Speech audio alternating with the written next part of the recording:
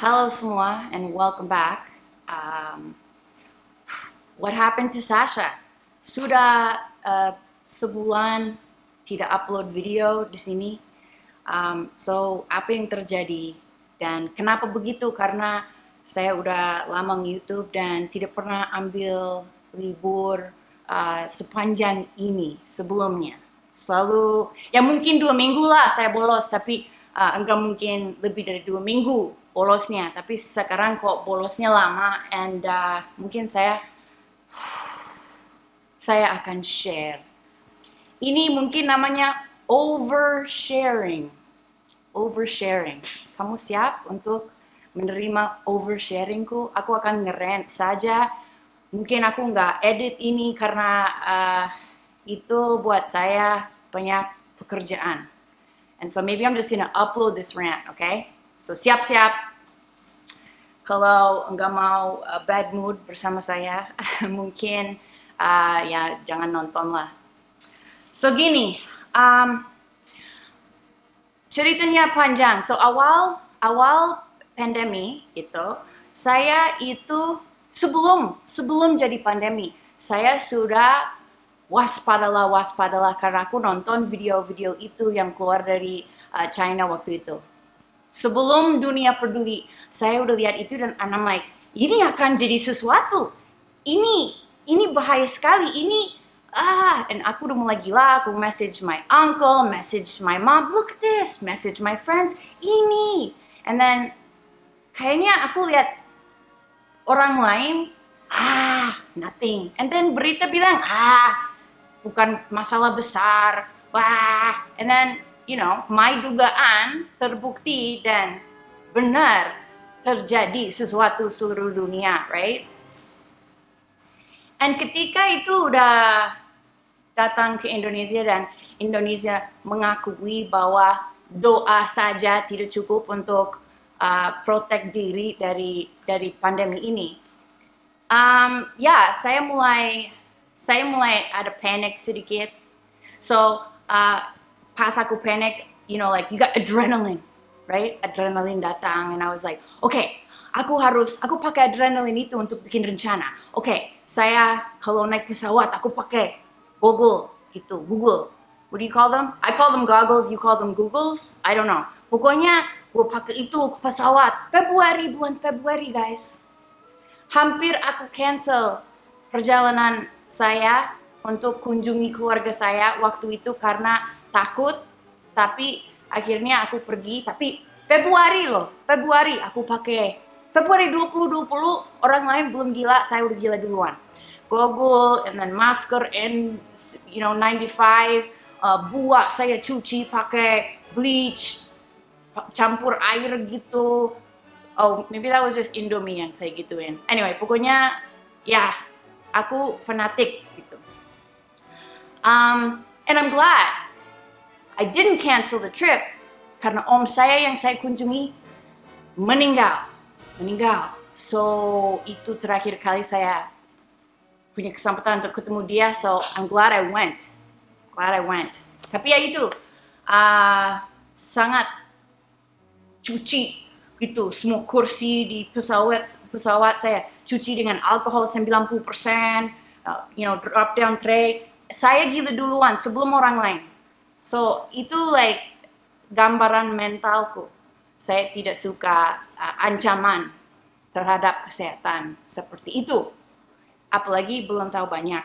So, setelah pulang ke Indonesia udah sadar bahwa ini masalah juga, and mereka mulai ada bicara di TV like stay at home, work from home, bla bla, and saya hidup dengan prinsip saya nggak akan kena, saya nggak mau kena, saya nggak mau ambil risiko. Kita belum tahu banyak tentang ini dan saya nggak mau main Russian roulette, and so I'm not getting this.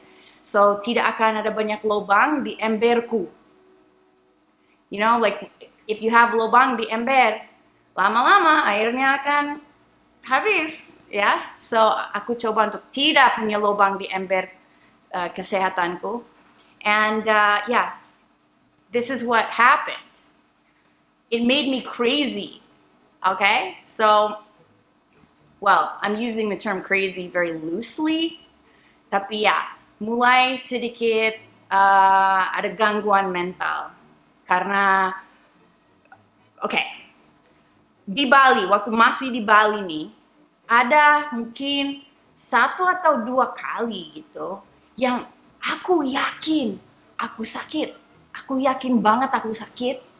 Terus, aku coba bertahankan, kasih 24 jam lah ya. Terus, saya diare, mual, gemetar, gemetar, gemetar, tapi nggak panas, tapi gemetar di depan kamar mandi. So like di depan pintu kamar mandi, aku berbaring dan seperti ya kayaknya aku mulai sakit nih. And besok hari sembuh. Oke, so berarti itu cuman sakit sesaat, nothing to worry about, no problem lah gitu ya. Mungkin 2 kali di Bali, 2 atau 3 kali mungkin. Dan ya nggak apa-apa. Akhirnya yang kali ketiga saya ke dokter. Saya ke dokter untuk full medical check up. Apakah saya sehat atau tidak? Karena saya rasa ya maybe ada masalah dengan jantungku atau apa. Like check the lungs, check the heart, check everything, blood test, full medical check up. Dan saya dinyatakan sehat total. Jadi saya pulang dan makin lama makin tenang and sembuh. Tidak merasa begini-begini lagi. Okay. So, stressful situations arising in my life. PPKM yang terbaru ini datang dan Indonesia melonjak kasusnya ketika saya harus pindah dari Bali dan pergi ke Kanada. Tapi kita harus ke Bandung dulu, salah satu pusat kesakitan ya. Kalau mau dibilang begitu. So that was stressful. And, lewat jalur ini itu dan PPKM darurat, and aku lihat sepanjang jalan, enggak dicek. Alhamdulillah enggak dicek karena setiap kali orang mau buka pintu kita atau deketin kita, saya merasa seperti, lubang di ember, gitu. Ini kesempatan untuk kena, gitu. So, yeah. Alhamdulillah gak ada seperti itu. Yang ada aku lihat orang tidak peduli, like orang lewat bolak-balik kemana-mana, kita lewat klinik penuh orang tunggu di luar klinik, kita lewat sini, di parkiran rumah sono ada 40 orang lagi nongkrong bersamaan, ngapain gitu, semua toko buka, tidak ada yang tutup. It was like they're acting like this doesn't exist gitu, just life as usual. And I was like, okay, well, kalau ada varian berikutnya, mungkin varian namanya varian Sidoarjo, karena mereka tidak peduli gitu.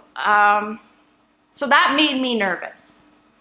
Saya ada di negara di mana there is no control over the people.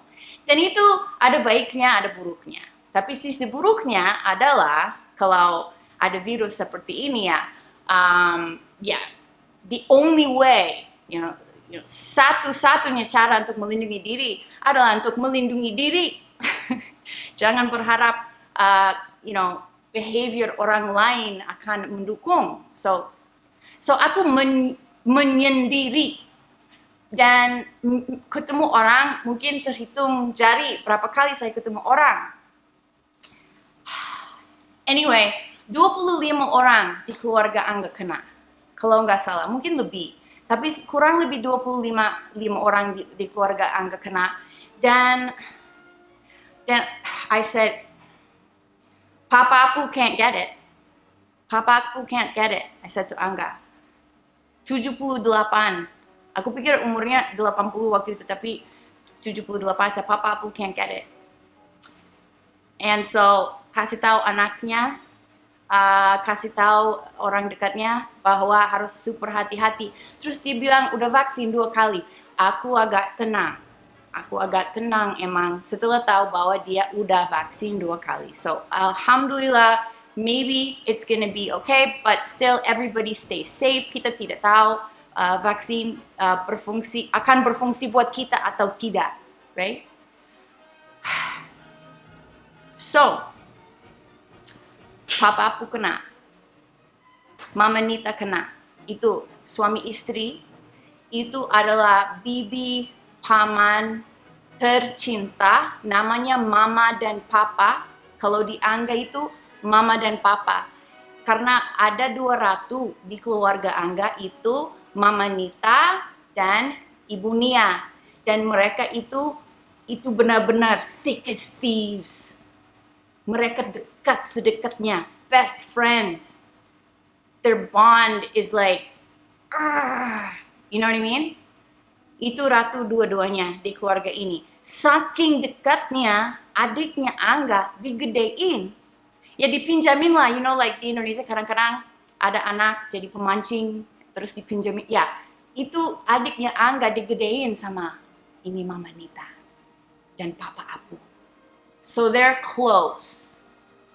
Very important people in Angga's family. Sangat penting. Dan Papa Apu orang penting di dunia luar juga. Like he was a very powerful man. And semua orang yang tahu Papa Apu tahu bahwa he's the most respectable person that like pokoknya aduh aku nggak mau like anyway you guys maybe don't know Papa Apu so maybe it's not important but like the guy was very special. Aku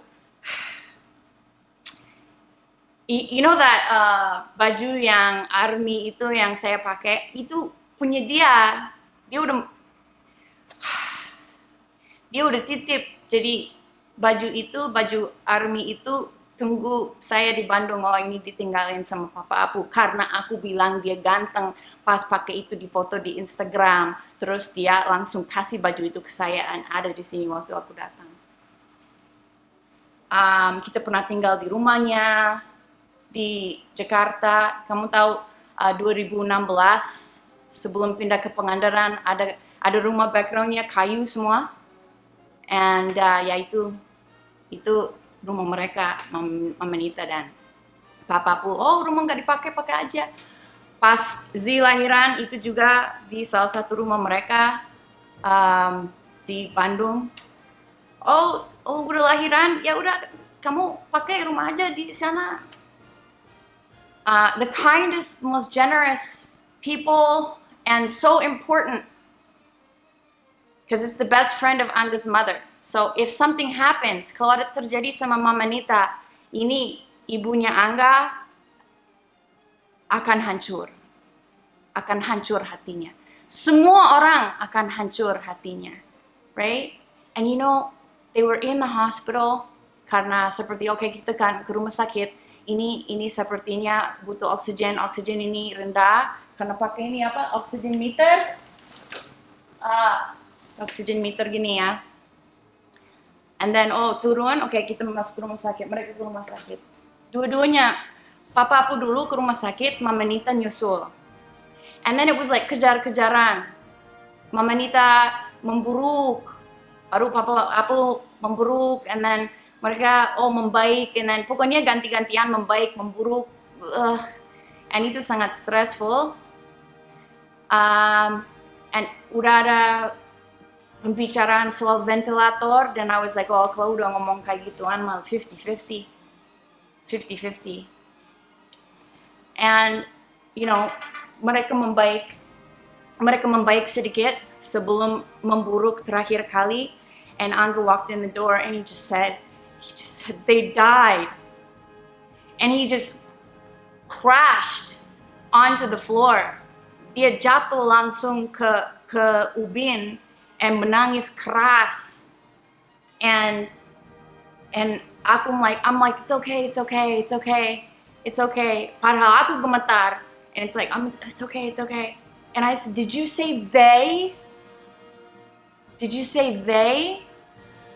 And then he showed me the group WhatsApp, like innalillahi wa inna. And so mereka meninggal, bedanya 30 menit. Bedanya 30 menit. Dan mereka punya anak. Dan keluarga ini benar-benar broken on so many levels. And kita baru nyampe ke Bandung, and ini terjadi. And it was just like, oh, aku rasa seperti tanah yang saya injak itu goyang. Rasa sangat tidak nyaman, sangat tidak aman. And seperti semua ketakutan saya itu nyata jadi realita.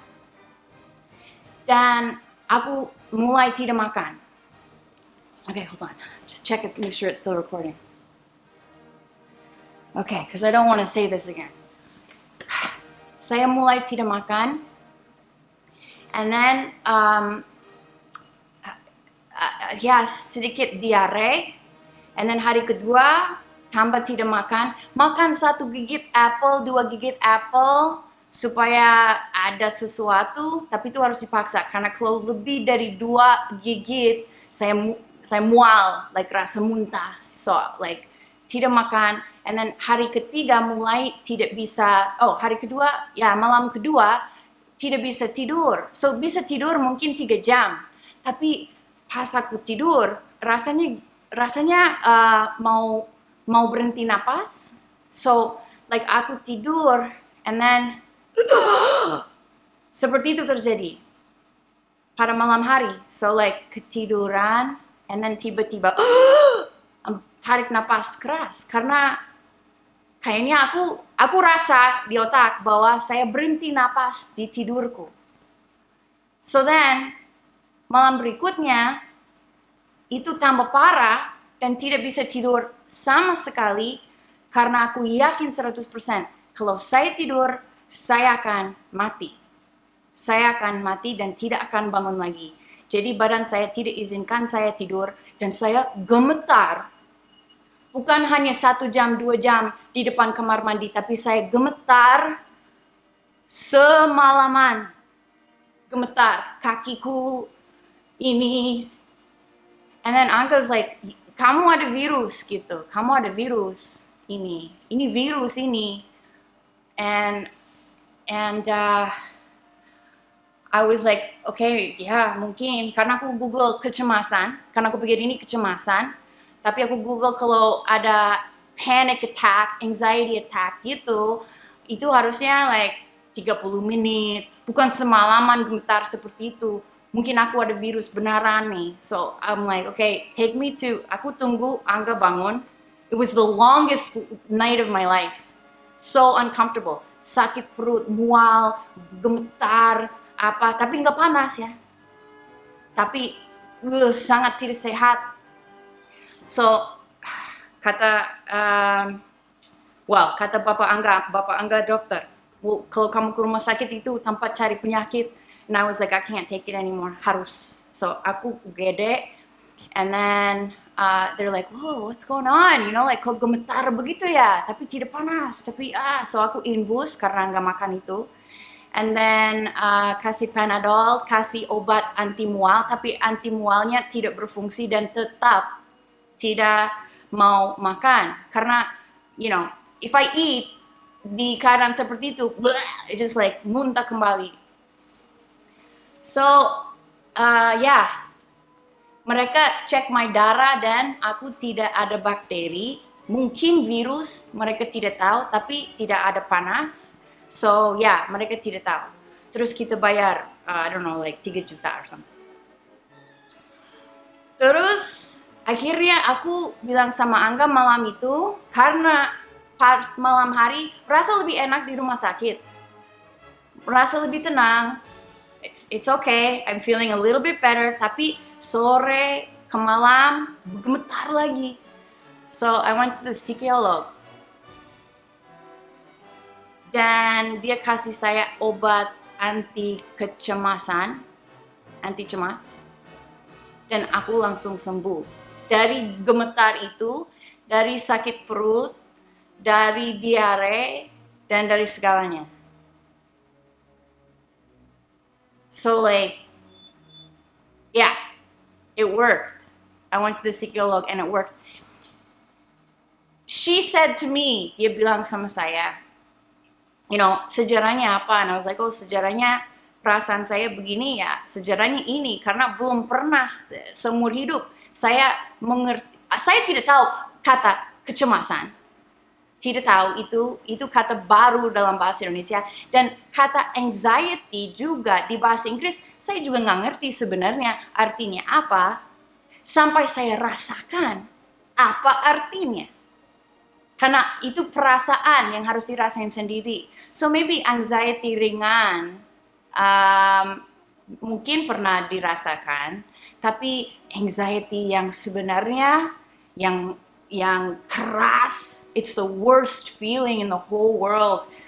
And I said, listen, berapa tahun terakhir ini orang penting di kehidupan saya yang meninggal, ini, sekarang ini. Like terlalu banyak orang meninggal gitu. Terlalu banyak orang di kehidupan saya yang meninggal dalam waktu yang, terlalu singkat buat kenyamanan saya. And I'm starting to think like, kenapa orang cepat sekali meninggal di Indonesia? Like, orang muda, orang tua, itu Mama Nita 55 atau apa gitu. Menurut saya itu muda. Teman saya Harry Bonje, umur 40, kenapa dia meninggal? I don't know. Karena di sini nggak bikin autopsi, orang suka bilang jantung. So like, okay ya, tapi kenapa jantungnya umurnya 40? And then on Instagram, semua orang RIP, innalillahi, and then it's like, kok semua orang meninggal, what's going on gitu. And so itu mungkin bikin orang sedikit gila. Kalau terlalu banyak orang meninggal di dalam waktu singkat, juga aku terangin ke dokter bahwa saya nggak pernah keluar rumah, saya nggak pernah ketemu teman, saya itu sendiri sekali, merasa sendiri. Ada Angga, alhamdulillah ada Angga, ada Z, tapi saya butuh komunikasi sama teman. Saya butuh ketawa-ketawa, dengar cerita baru, dengar ide baru untuk menyerap energi mereka, menyerap inspirasi dari orang lain. Itu, I don't know, saya hidup seperti itu. I just like, I feed off of other people's positive energy, and I can't now karena saya milih untuk tidak kena. Karena ada orang milih untuk kena aja nggak apa-apa, and then ada orang yang tidak mau main Russian roulette dan tidak mau kena, and then they suffer because she says that is overwhelming. Cara kamu hidup selama ini yang super hati-hati, that is overwhelming. So yeah, that's what happened to Sasha. So Sasha needs a break. Sasha's referring to herself in the third person in English. And so that's why, guys. Itu sebabnya saya break dulu. Itu sebabnya saya harus tenang. Well, waktu aku gemetar untuk berhari-hari, like aku nggak bisa ngapa-ngapain gitu. Apalagi edit video, bikin video. Mau lihat saya gemetar di lantai. Kayaknya nggak seru. Mungkin mau lihat. Mungkin mau lihat ya. And then setelah itu, aku mau bikin video tentang apa? Kan di otakku negative spiral semua. Tapi sekarang obat dari dokter, and itu bikin saya sembuh.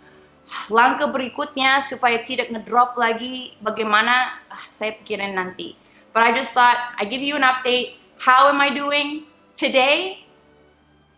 I'm doing okay, guys. I'm doing okay. But I haven't been okay. Keluarga Angga jauh dari sembuh dari ini karena baru terjadi Agustus 2. And everybody needs time. Karena di sini, it's like I want to do a kolaborasi sama ibunya Angga gitu. Aku bilang, Bu, mungkin kamu mau dandanin saya, sesuai selera ibu. Nanti kita, my mother-in-law dresses me or something. Tapi how can I do that? Dia mata bengkak mulu. Dia kehilangan best friend-nya, sisternya. and Papa Apu juga sama, best friend. He was, I can't even start with Papa Apu. I really, really, really loved Papa Apu. He was my favorite Indonesian Papa. Oh, of course, Angga's dad, favorite Indonesian Papa. Dua-duanya. And yeah, so that's what, anyway, it's been a crap time, and then stress tidak akan ada habisnya karena kita mau pindah ke Kanada sebentar lagi, tapi kalau udah nyampe kampung, aku akan coba untuk sembuh.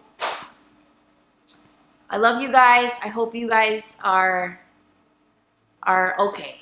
So that's my cerita of kecemasan, and itu yang terjadi sama Sasa. Bye.